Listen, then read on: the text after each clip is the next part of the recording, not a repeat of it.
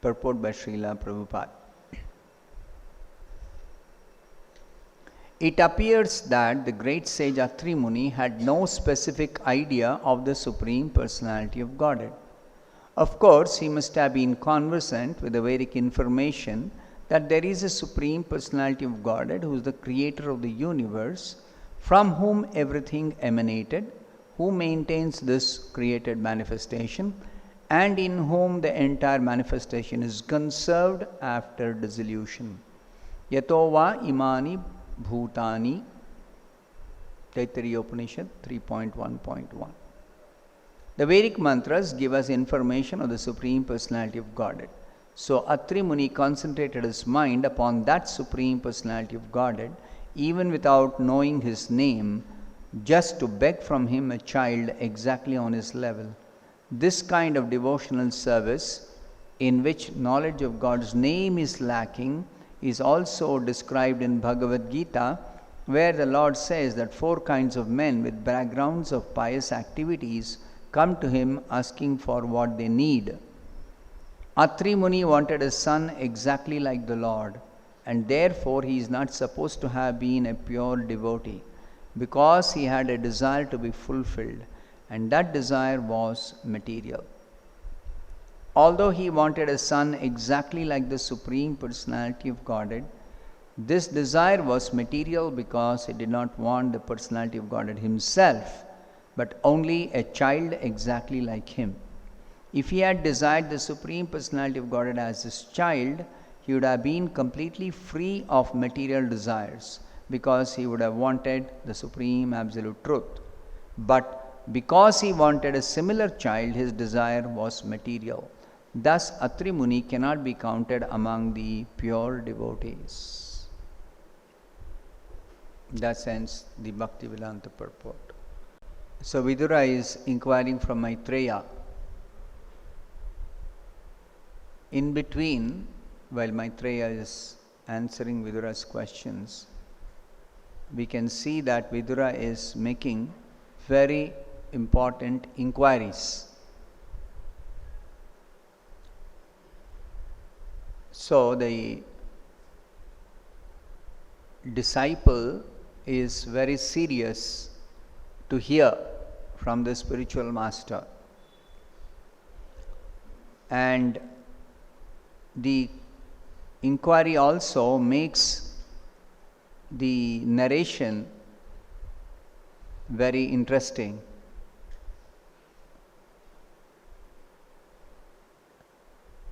The subject matter of Brahma Vidya,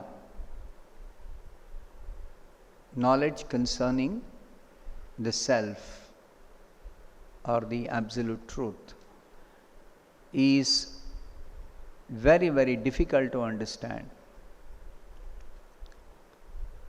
So, whenever such knowledge is taught or explained or given, delivered, then there has to be a proper audience.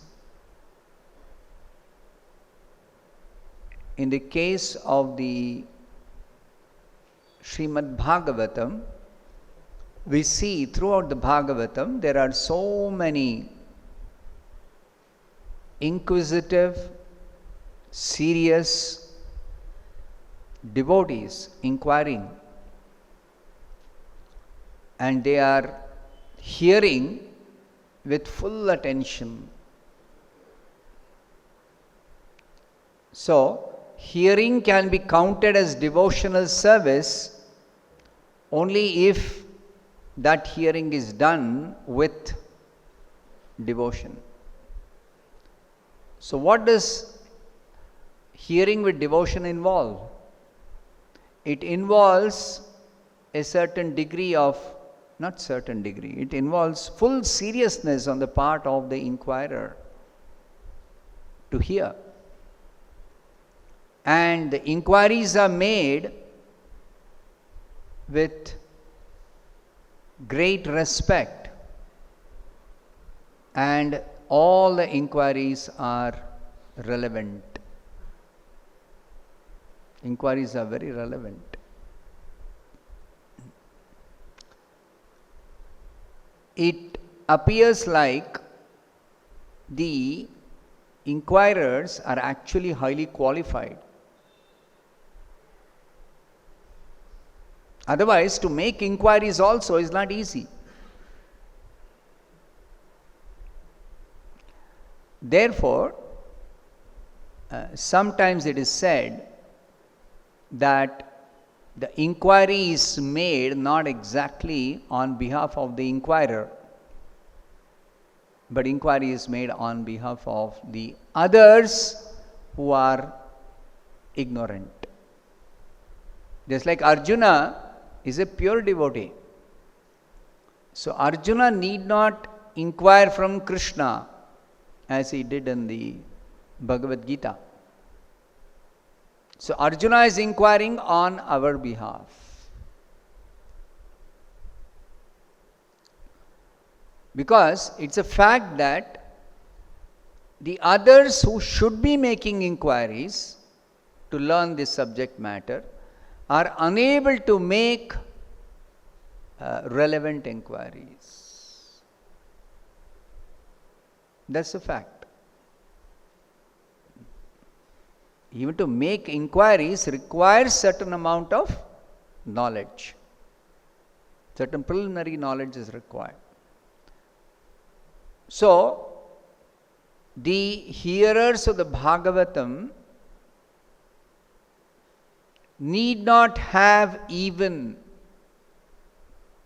preliminary knowledge, because both the inquiry and the response both are there in the Bhagavatam.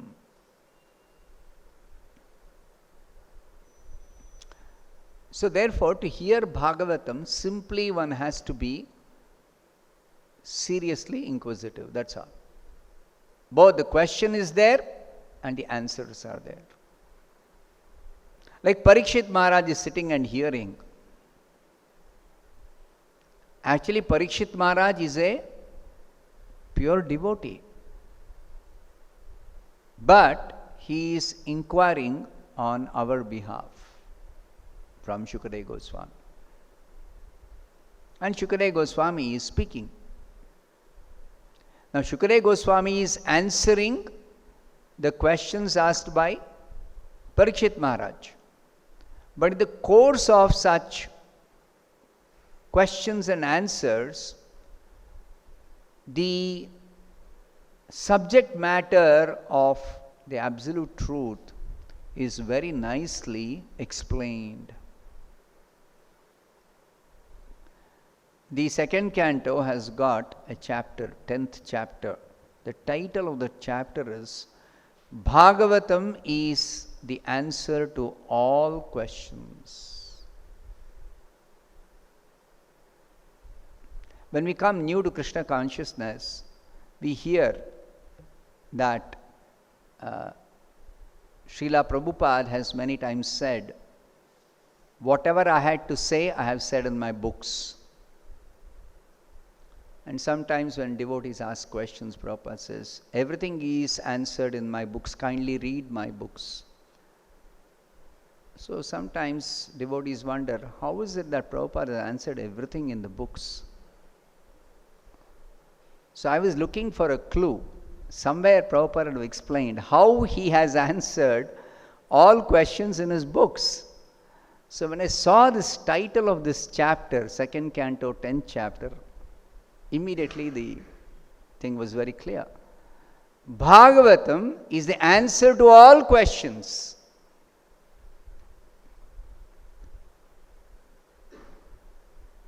All questions there, it is meant that all relevant questions which are necessary to be answered for our perfection of self-realization.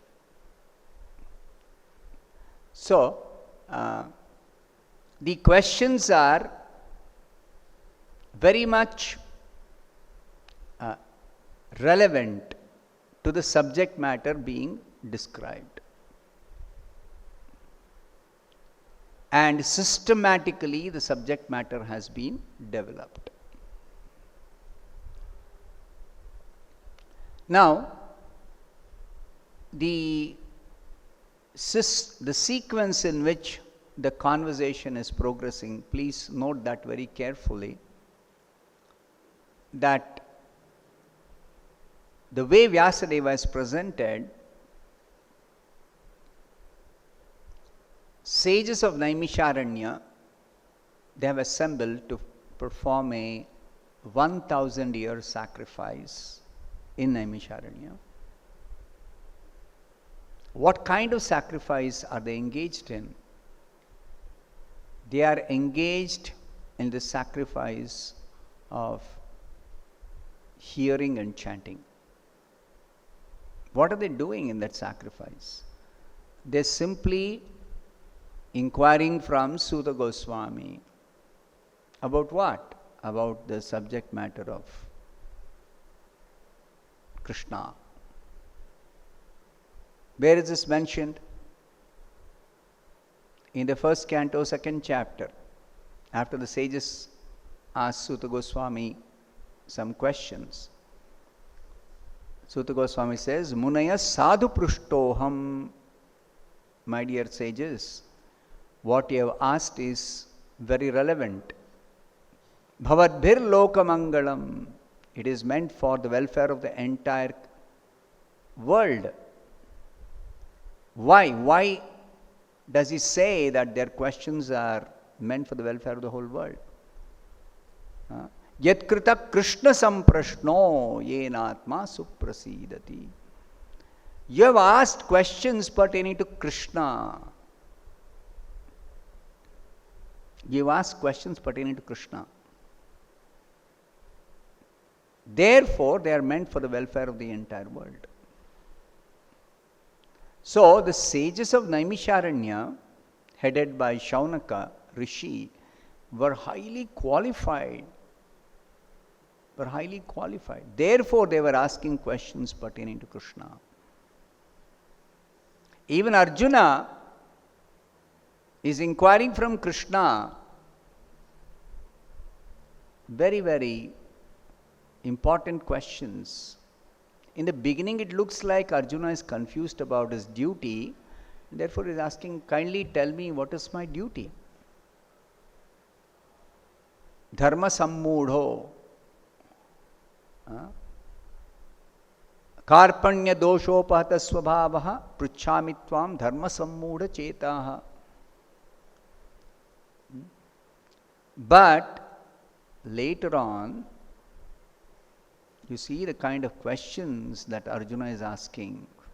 Kim tad brahma, kim adhyatma, kim karma, purushottama, adhibhutam cha kim proktam, adhidaivam kim uchyate, adhiyajnam katham kotra. So these are not ordinary questions. So we should understand that the scriptures, certain scriptures particularly, like Bhagavad Gita, Bhagavatam, are particularly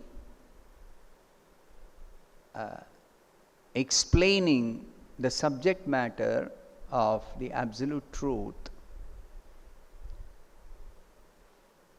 in the format of questions and answers.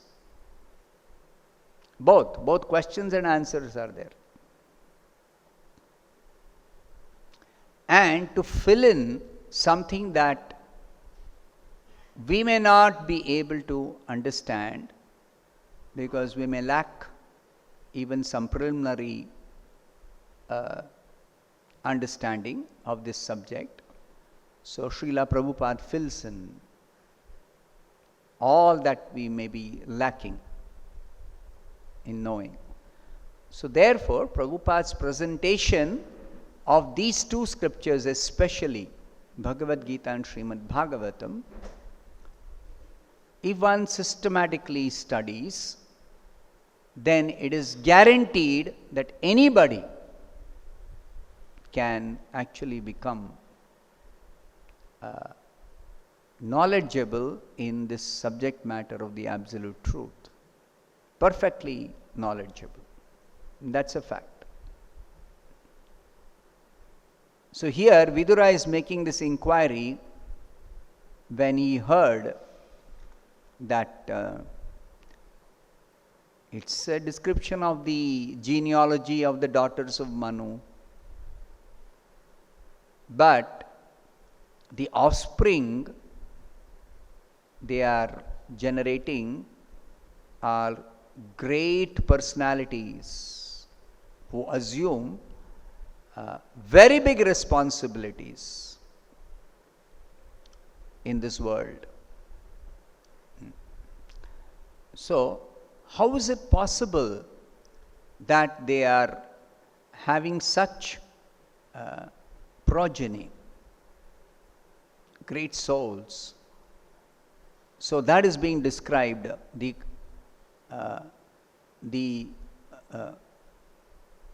kind of progeny that they are generating. The three sons of Anasuya, the wife of Atri Muni, were the incarnations of Brahma, Vishnu and Shiva.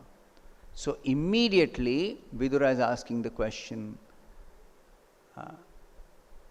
how is it that the three deities who are the creator, maintainer and destroyer of the whole creation became the offspring of the wife of Atri Muni? How is it possible? So then Maitreya Rishi is explaining that Lord Brahma ordered Atri Muni to create generations of good progeny. So, for this purpose, this is a service being rendered. Great sages, great saintly persons, they render great service in doing even their duties. They are doing great service. So he went to perform severe austerities in the valley of the mountain known as Ruksha. So, to beget good children is possible only if there is austerity. There is austerity. So, the life of one in the Grihastha is not simply for some enjoyment, material enjoyment. No, it's a great responsibility. It's a great responsibility. There is a need for good population in this world. There's a need for good population. There's a need for devotees. So devotees are born from other devotees. Except in rare cases where devotees from the spiritual world directly incarnate in this world. Except for that, otherwise devotees are born from devotees. So similarly, the great sages at the beginning of creation, great personalities like Prajapatis, they perform severe austerities to beget good children. So this is unknown to people in the modern times, that to beget good children one has to perform austerity. This is totally unknown. People do not know. But the Bhagavatam is educating us how they undergo severe austerities to actually beget good children. So what is the kind of austerity they are performing? They are going to a sacred place, and that is what is the recommendation for those who practice this type of yoga, Ashtanga yoga. So they go to a sacred place and there they perform, they concentrate the mind by yogic breathing exercises, pranayama. Then they give up all material attachments to sense enjoyment, because that place is conducive for even enjoying the nice atmosphere, but they are not interested in such enjoyment in that beautiful place. It's described that they went to a mountain valley where a nice river is flowing, and there are many ashoka trees and other plants full of palasha flowers. There's always the sweet sound of water flowing from a waterfall. So they reached a very, very beautiful place, not for enjoying, but for performing austerities. Now this is again very, very unusual, that somebody is selecting a place which is so very nice place, but the purpose is to nicely do austerity.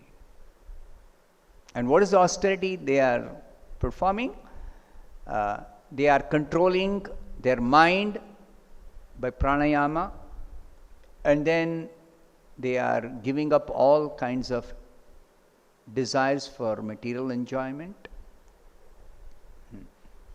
And Atri Muni remained there standing on one leg only for 100 years, and only, it is described here, eating nothing but air.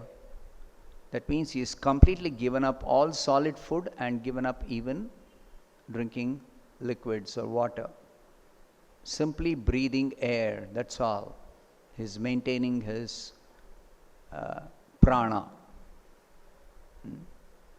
So this is possible by the Ashtanga Yoga system, that somebody can give up all eating and drinking solid and liquid food, and yet maintain perfectly this body just for the sake of performing this meditation. And then during meditation, he is thinking, may the Lord of the universe, of whom I have taken shelter, kindly be pleased to offer me a son exactly like him. Now regarding this particular desire of Atri Muni, Prabhupada is explaining that Atri Muni did not know exactly the name of the Supreme Personality of Godhead. This is because in our scriptures there are one category of scriptures where there is a general description of the Supreme. Mostly the Upanishads, not all Upanishads, but most of the Upanishads describe the Supreme in so many different ways. Therefore, Atri Muni is specifically referring to the Supreme Lord as Jagadishvara, the Supreme Controller or Master of the universe. Now, who is that Supreme Controller, or what is the exact nature of that Supreme Controller? This is not very obvious in this prayer or in this understanding. And there is a lot of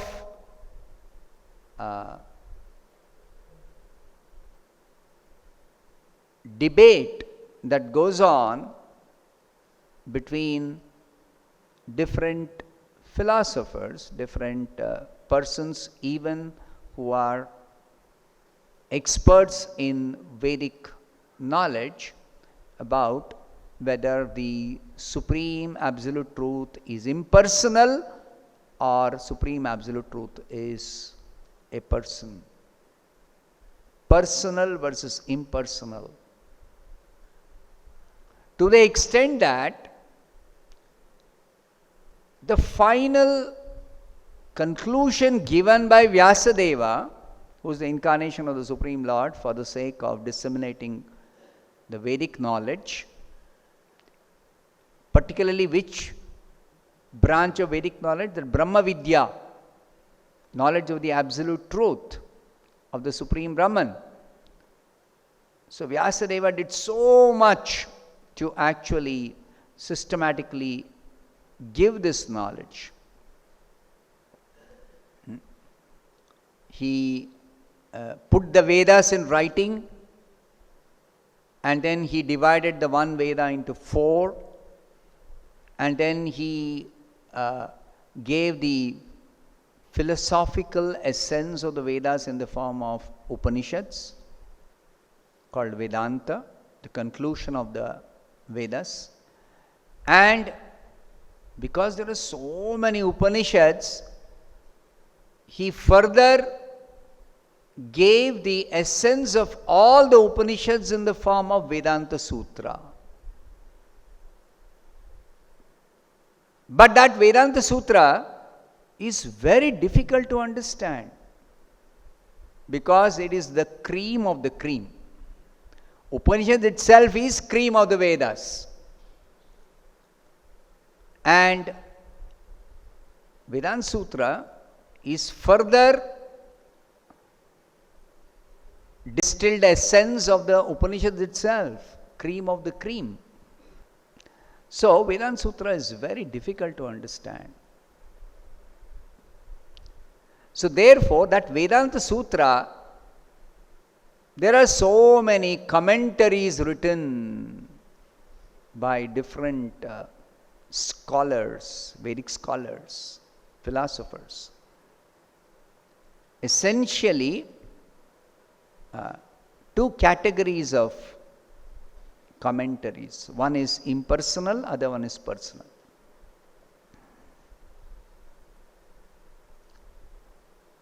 So the impersonal commentaries try to establish the absolute truth is impersonal,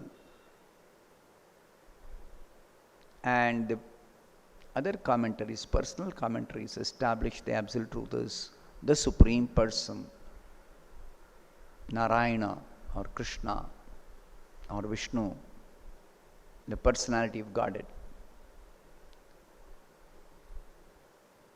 So,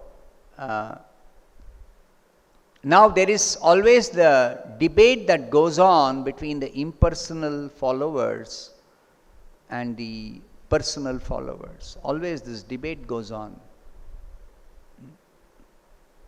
And the Bhagavatam itself describes impersonalists, those with impersonal understanding of the absolute truth. Shukadeva Goswami himself, by birth he was a liberated soul, but what was his understanding of the absolute truth? His understanding of the absolute was impersonal, Brahman. But when he heard the Srimad-Bhagavatam from his father, Vyasadeva, he became a devotee. He got the understanding of the personal feature of the absolute truth as the source of the impersonal Brahman. This is very important. The absolute truth is the ultimate source of everything. But the impersonal Brahman, which is one feature of the absolute truth, itself has got a source. Similarly, Paramatma. Paramatma is another feature of the absolute truth. But Paramatma has got a source. So, the literature, particular Vedic literature, which reveals the source of Brahman and Paramatma, two particular literatures, Bhagavad Gita and Bhagavad.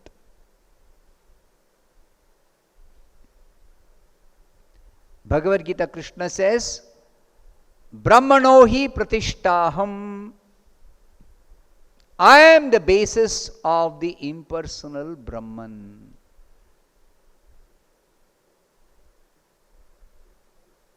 In the 15th chapter, he says, Sarvasya chaham hrudi sinnivishto aham.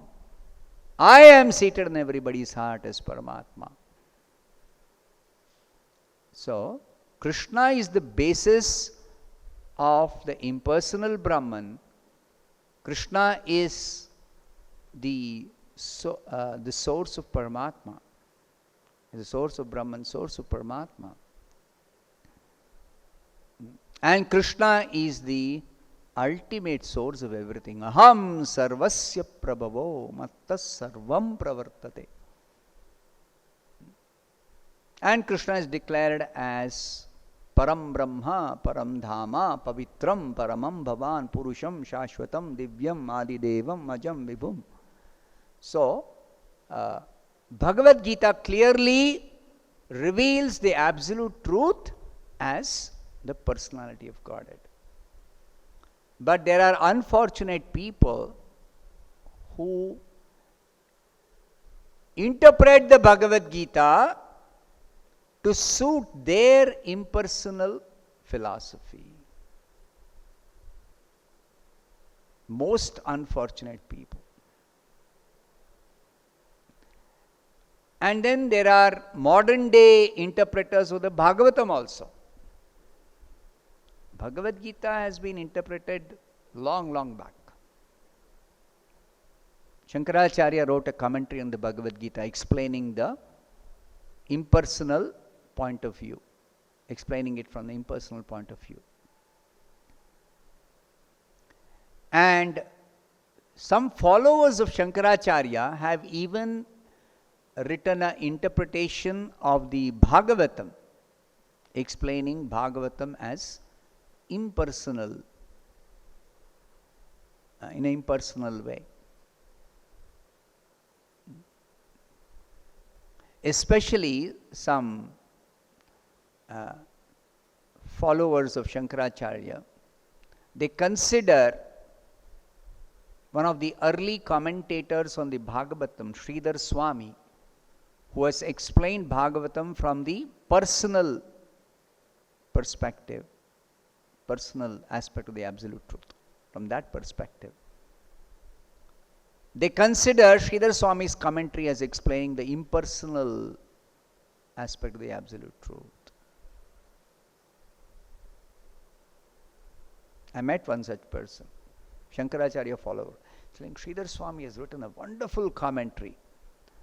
So then I was trying to tell him that Sridhar Swami has written a wonderful commentary, but he concludes that the absolute truth is the Supreme Person.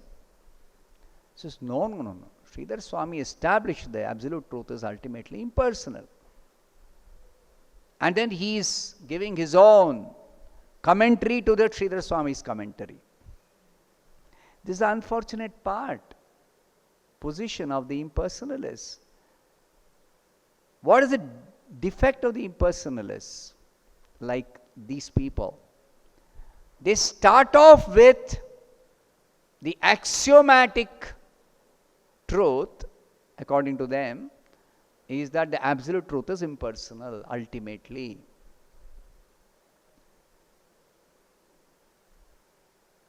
So if somebody right in the beginning accepts that, then everything they read, everything they try to understand will have only an interpretation based on the impersonal philosophy.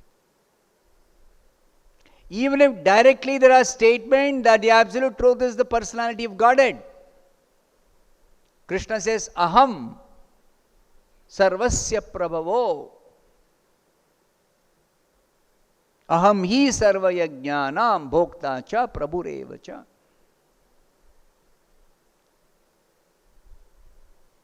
But that aham also is interpreted, like Prabhupada quotes one Dr. Radhakrishnan. Dr. Radhakrishnan says, when Krishna says, Manmana bhava madbhakto madhyaji mam namaskuru. So there he says one should surrender not to Krishna, but something within Krishna. So where is he getting this interpretation from? It is coming from the understanding right before they even begin to study or begin to understand. So this sort of study is never going to help them understand the absolute truth at all. They can't even understand what is the impersonal feature of the absolute truth. That also they cannot understand. Therefore, Bhagavatam declares such people, even though they are situated above the three gunas, they are gunatita, technically liberated souls, but actually they are not really liberated. Vimukta maninaha. Vimukta maninaha means they are thinking they are liberated, but actually they are not liberated. Even if they try to get out of this material existence, they fall down back into material existence because they fail to take shelter of Krishna's lotus feet. They fail to surrender to the Supreme Personality of Godhead. So, this point that studying the Shastras simply based on a understanding prior to even studying the Shastras that absolute truth is impersonal, that is not going to help them understand the Shastras at all. So there are so many arguments, there are so many commentaries, there are very learned scholars, otherwise, learned in so many other ways. But they are unable to understand this very fundamental thing, that the absolute truth is the Supreme Person, who is even the source of Brahman and Paramatma. Nowhere in the scriptures it is said that Krishna has got a source in the impersonal Brahman. That's what the Mayavadis say. The incarnations of the Supreme Lord, including Krishna, they say, are emanating from the impersonal Brahman. Krishna refutes that. He is not assuming a form when he comes to this world. He comes in his original transcendental form. The Mayavadis or the impersonalists have no understanding of transcendental form, spiritual form. They no understand. Absolutely no understand.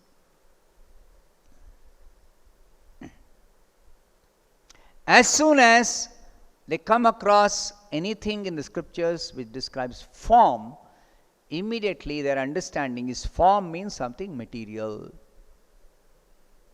When the scriptures are telling the opposite, scriptures are describing there are material forms, there are also spiritual forms.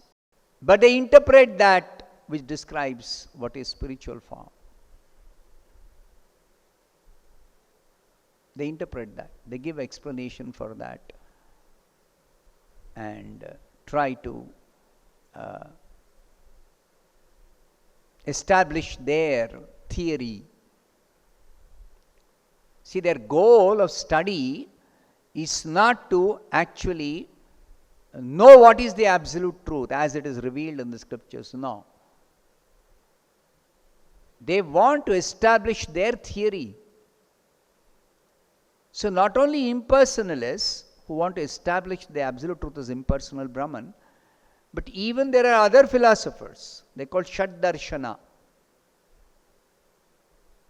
Like there is one, Kanada Rishi. His theory is ultimately, the ultimate reality is the material atom. So he wants to establish that even by studying the Vedas.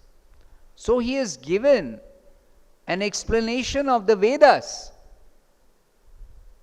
He has given an explanation of the Vedas in which he proves that ultimately everything is simply a combination of atoms. And before the creation, what existed? Atom. And when creation takes place, so many atoms are combined and so much of variety is created. Then this is maintained for some time, and then everything is destroyed, everything becomes atoms again. So what is the ultimate reality? Atom. Like we say, Krishna existed before the creation, Krishna is there during the creation, and Krishna remains after the destruction of everything. They say atom was there before the creation, atom is there during the creation, and atom will remain after destruction. During the maintenance and after destruction, atom will remain. So like this, it is so very misleading, these philosophers' presentation of even the Vedas. These are all presentation of the Vedas.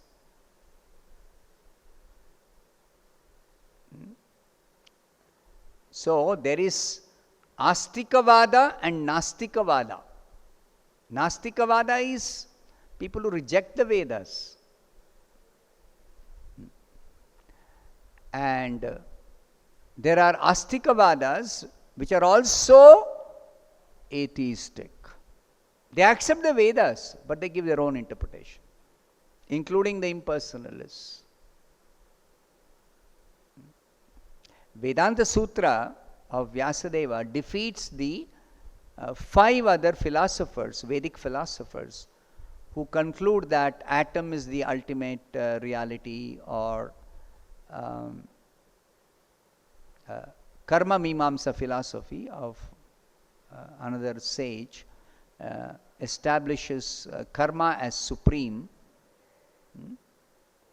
So that is also defeated by Vyasadeva in Vedanta Sutra. But the impersonalists, they accept the Vedanta Sutra, but they give impersonal interpretation to that. So they are called Advaita Vedantists. Advaita Vedantists. And Madhvacharya has particularly presented the commentary on the Vedanta Sutra. He has written and given so many other scriptures also, which defeats this Advaita Vedanta, points out the fallacies in this Advaita Vedanta. So he has given Dvaita Vedanta. Dvaita Vedanta. Completely defeating all these arguments which support the impersonal aspect of the absolute truth as ultimate. So we are followers of Caitanya Mahaprabhu. Caitanya Mahaprabhu accepted the conclusions of Madhvacharya, especially in defeating this Mayavada or Advaita Vada. Particularly Caitanya Mahaprabhu accepts Madhvacharya's this thing. Actually, all the Vaishnava Acharyas have defeated this Advaita Vada. All the Vaishnava Acharyas. But Madhvacharya is directly defeating each single argument of Shankaracharya. That is a special thing about Madhvacharya. Every single argument, Every single argument. Point by point he is defeating.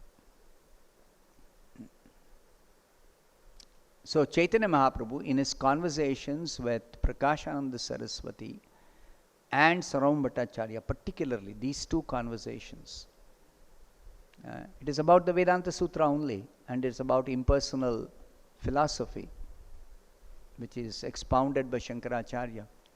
And both Sarvam Bhattacharya and Prakashananda Saraswati were followers of Shankaracharya. And they were great scholars. And they were not only experts themselves, they were also teaching that. Prakashananda Saraswati had thousands of disciples. Sarvam Bhattacharya was the Asthana Vidwan in Jagannath Puri. So they were very respectable, learned scholars, had disciples, had so much authority on this Vedanta Sutra, Shankaracharya's commentary, but Chaitanya Mahaprabhu actually delivered them from this ignorance by just pointing out few. He did not go into so many details. Very quickly they were able to understand the fallacy in that impersonal philosophy. Both Prakashananda Saraswati and Sarvam Bhattacharya, they became devotees. This is Chaitanya Mahaprabhu's mercy, that he makes devotees even out of hopeless impersonalists. Impersonalists are doomed. Chaitanya Mahaprabhu himself says, Mayavada bhashya sunile hoy sarvanash. One is doomed actually if one studies Mayavada philosophy. But even those who are studying Mayavada philosophy, if they happen to come in contact with Chaitanya Mahaprabhu or his pure devotees, there is a possibility that they can be delivered. Otherwise, it's hopeless. Similarly, very, very, very sinful people, Jagai and Madai, but even they can be delivered by Chaitanya Mahaprabhu, Chaitanya Mahaprabhu's mercy. So Chaitanya Mahaprabhu's mission is very, very special in that regard. He has come to deliver everyone regardless who the person is, what that person's background is. So Chaitanya's movement is meant for everyone, universal. It's actually universal. So I'll stop here. Grantara Srimad-Bhagavatam ki jai, Srila Prabhupada ki jai.